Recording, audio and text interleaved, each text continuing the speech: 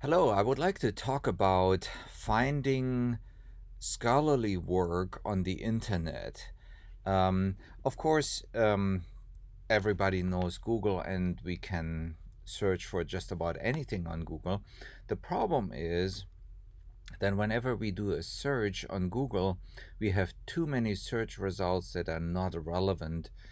So, for example, if I just want to search for computer assisted music analysis and do a Google search, I have more than 31 million search results, which I can never look through, anyways.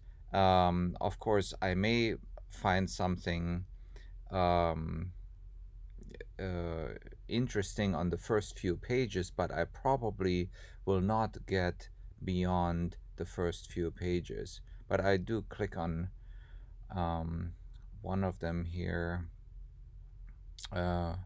just to see. So there are other websites that have, yeah, this seemed to be a nice paper. There are other websites that have papers stored, and you can access them by searching in these social media for scholars, scholarly social media. And in fact, Semantic Scholar is one that I just pulled up. And since I'm here, I will discuss it now. So it's semanticscholar.org, and I will just go to their homepage now. And you can just search within Semantic Scholar. So I could redo my search that I just did on Google. So this is any field. You definitely have to always include the keyword music. And one of my books came up first, which is really nice. In the article I just found, here's another one of my articles. Anyways, so Semantic Scholar is a very nice repository of research. I really wanted to start out with Google Scholar, but now I will discuss this second.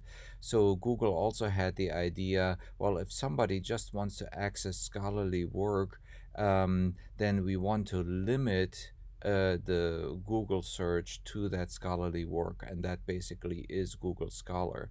And if you're logged in with your Gmail account, with your Google account, you have a nice profile.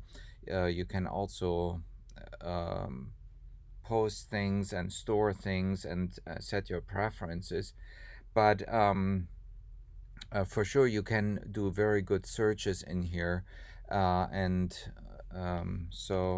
I will redo my search that I did on Google in general, and I don't have 31 million, only 76,400, which is a lot. I may want to put this in quotation mark, which I should have done on Google also. And then there are a number 174 search results, so that for my purposes is actually a nice number. Some I already know or I wrote. I can skip over and I can just look through others, many of which are here in PDF, and I can just click on it, look at it, and if I need it, then I can save it. So Google Scholar is definitely one place to search for whenever you pursue a research project. Another one is academia.edu. So you can create a free account in academia.edu. They also have premium accounts. I do not have a premium account. I just have the free account. But you can search very nicely. You can also post your publications if you have any, but you can connect with other scholars, and you can get automatic messages on when those scholars publish a new paper or upload a paper. But regardless, even if you're not interested in connecting with anybody, you can just um, do a search on your research project. And I'm redoing my search that I just did on Google, and then Google Scholar and Semantic Scholar. And of course, it wants me to upgrade to the premium version, but I will just say no. I will just see the basic results. And there are 7,403 papers. Let's see what happens if I put this in quotation mark. Of course, with any search, you need to play around with keywords as well. So if I put this in quotation mark, I have much fewer.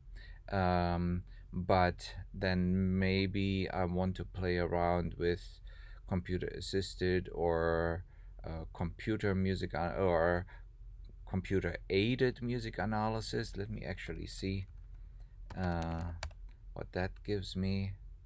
There are another 15 papers, so it's very important that you modify your keywords and maybe use synonyms, or maybe have music analysis in quotes and have computer aided not in quotes. Let me see.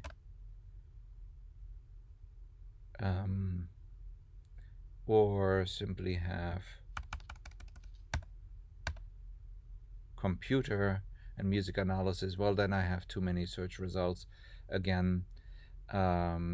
So you need to modify, like in any database, you need to modify your keywords to find. But this is academia.edu. Another one is ResearchGate.net. ResearchGate.net. So you can also create a free account in there. You can connect with other scholars. But most importantly, you can search for research, and many scholars post research in full text.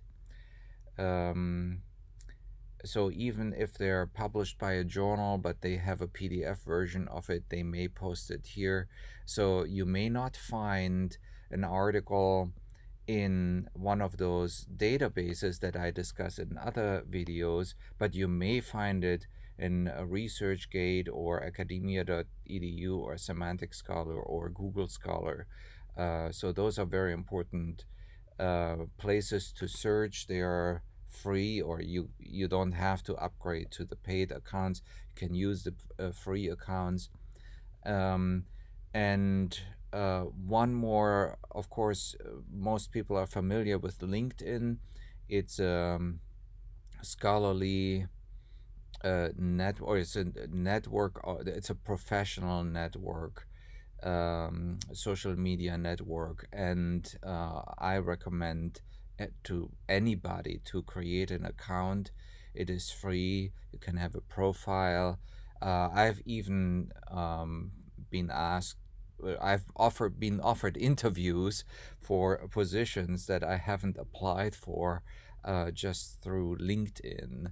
Now that was not an academic position, and I did not take the position. It was a position for Google.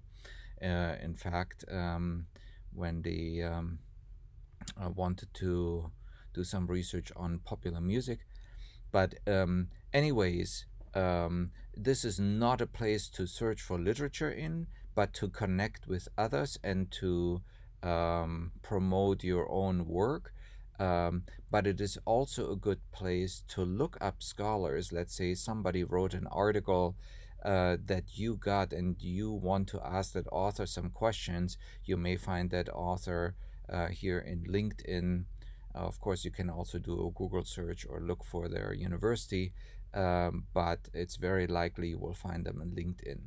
For sure, please search in Semantic Scholar, in Google Scholar, in Academia.edu, and in ResearchGate.net. So those are very important places to find secondary literature. Bye.